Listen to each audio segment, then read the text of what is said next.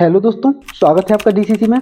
आज हमारी इस वीडियो में हम क्लास 10th मैथ चैप्टर 3 की एक्सरसाइज 3.1 का क्वेश्चन नंबर 2 को सॉल्व करेंगे। दोस्तों, इसके पहले जो क्वेश्चन नंबर 1 है, जिसमें हमारे लिए ग्राफिकली मेथड से दो क्वेश्चन को सॉल्व करना था, तो इनको हमने पिछली वीडियो में सॉल्व कर दिया है। अब हम सेकंड क्वेश्चन को सॉल्व करेंगे। हमारा सेकंड क्वेश्चन है, on comparing the ratio a1/a2, b1/b2 and c1/c2, find out whether the line representing the following pair of linear equation intersect at a point are parallel और coincident. तो हमें इसको solve करना है। मतलब जो हमें इक्वेशंस दे रखी हैं, ये कौन सी इक्वेशंस, इन इक्वेशंस से हमें a1 a2 b1 b2 c1 c2 की वैल्यूज निकाल के हमें पता करना है कि कौन इंटरसेक्ट कर रहा है, कौन पैरेलल है और कौन सी वैल्यू कोइंसिडेंट है। तो चलो हम स्टार्ट करते हैं कॉपी में। तो हमारी पहला क्वेश्चन की जो इक्वेशंस है वो है 5x minus 4y plus 8 equal to 0 और सेकेंड इक्वेशन इसी में है 7x plus 6y minus 9 equal to 0। अब हमें यहाँ पे a1 a2 b1 b2 c1 c2 की वैल्यूज निकालना है। तो निकालते हैं a1/a2। a1 की वैल्यू क्या है 5, a2 की वैल्यू क्या है 7, v1/v2 की वैल्यू निकालेंगे। v1 की वैल्यू माइनस का 4 और v2 की वैल्यू 6। यदि हम इसको काटेंगे -2 2 3 जा 6। c1 और c2 की वैल्यू निकालेंगे। c1 c2 की वैल्यू 8/-9, 8/-9 है ना। अब आप देख सकते हैं a1 a2 की वैल्यू 5/7 है, v1 v2 की वैल्यू -2/3 है। तो a1 a2 is not equal to v1 v2। हम देख सकते हैं यहाँ 5/7 ही है, -2/3 है। तो जब ये इक्वल ही नहीं है तो हम कह सकते हैं a1/a2 is not equal to v1/v2।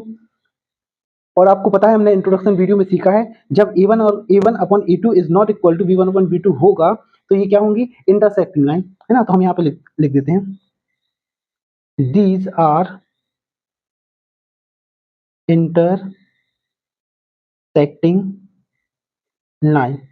यही हमारा आंसर होगा। चलिए सेकंड क्वेश्चन को देखते हैं। सेकंड हमारा इक्वेशन है 9x plus 3y plus 12 equal to 0, 18x plus 6y plus 24 equal to 0। Question number second,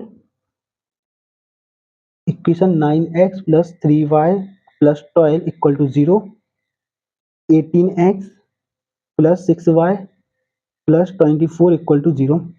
दोस्तों, वीडियो को एक बार लाइक जरूर कर दीजिए प्लीज।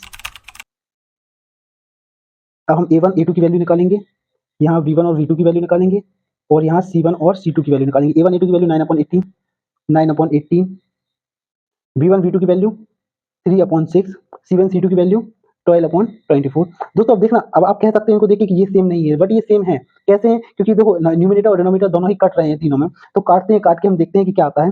9 1 जा 9, 9 2 जा 18, 3 1 जा 3, 3 2 जा 6, 12 1 जा 12, 12 2 जा 24। तो हम देख सकते हैं कि हमें a1 a2 की वैल्यू 1/2 आई, v1 v2 की वैल्यू भी 1/2 आई, c1 c2 की वैल्यू भी 1/2 आई। तो हम कह सकते हैं a1/a2 इक्वल होंगे v1/v2 के और v1/v2 इक्वल होंगे c1/c2 के। मतलब ये तीनों एक दूसरे के इक्वल हैं। जब तीनों एक दूसरे के इक्वल होते हैं तो ये क्या होता है, कोइंसिडेंट। तो हम लिख देते हैं यहाँ पे these are coincident, these are coincident line या कोइंसिडेंट लाइन। जब ये कोइंसिडेंट लाइन होगी तो मैंने आपको बताया था इसके कितने सॉल्यूशन होंगे। आपको पता होना चाहिए, जब इंटरसेक्टिंग लाइन होगी, इंटरसेक्टिंग में वन सॉल्यूशन होना है या यूनिक सॉल्यूशन होगा। यहाँ पे हम लिख देते हैं यूनिक सॉल्यूशन। और जब कोइंसिडेंट लाइन होगी, मतलब तीनों एक दूसरे के इक्वल होंगे, तो क्या सॉल्यूशन होंगे, कितने सॉल्यूशन होंगे, तो इसके होंगे इनफाइनाइट सॉल्यूशन।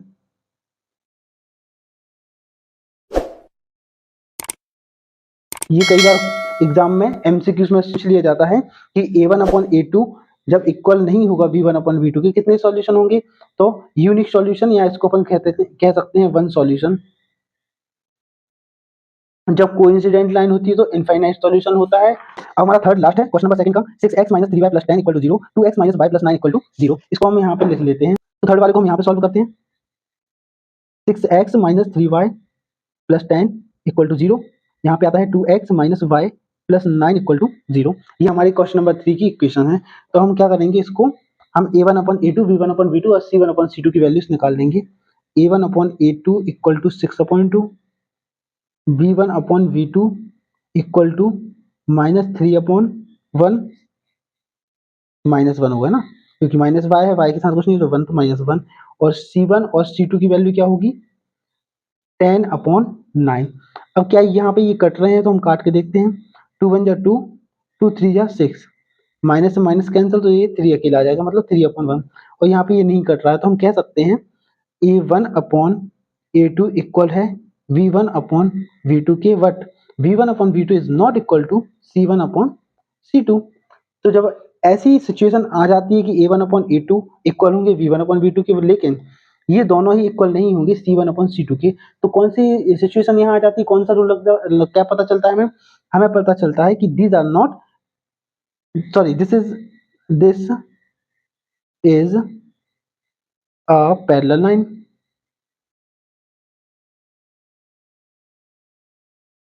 और जब भी पैरेलल लाइन होती है, पैरेलल लाइन का मतलब क्या होता है, दो लाइन समानांतर जा रही हैं, मतलब एक दूसरे को कभी भी अनंत तक टच नहीं करेंगी एक दूसरे से, तो ये क्या होती है पैरेलल लाइन। जब ये लाइन एक दूसरे को टच करेंगी ही नहीं तो कोई सॉल्यूशन नहीं होगा, तो इसका क्या होगा, नो सॉल्यूशन। यही हमारा आंसर है दोस्तों। वीडियो अच्छा लगा तो प्लीज लाइक करें, चैनल को सब्सक्राइब करें। अब क्वेश्चन नंबर 3 को हम नेक्स्ट वीडियो में सॉल्व करेंगे।